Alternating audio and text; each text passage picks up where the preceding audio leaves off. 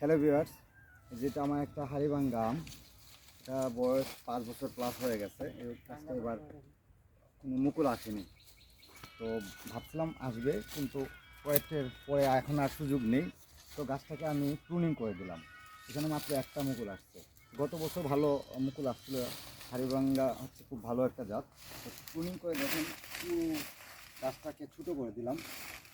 এটা হাইটটা আমি কমাই দিচ্ছি যাতে সারা বছর স্প্রে করতে পারি, এবং এটার ক্যানোপির মধ্যেটা আমি ওপেন রাখছি, এদিকে দেখাই তো, যাতে সানলাইটটা পুরো গাছে পড়ে।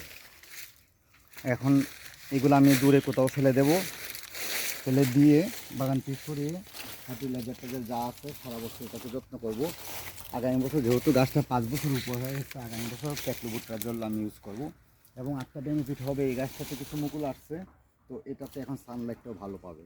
এবং গাছের গ্যাপটা আসলে একটু কমিয়ে দেওয়া উচিত, যাতে দুটা গাছ একসাথে লেগে না যায় এবং ভালো প্রপারলি সানলাইটটা এদিকে পায়। তো এই গাছটাকে আমি ওই দুদিকে বাড়াতে দেবো। সানলাইট যেহেতু এদিকে আসে, এদিকে আমি বাড়তে দেবো না গাছটাকে, এদিকে আমি ছোটো রাখবো। Thank you.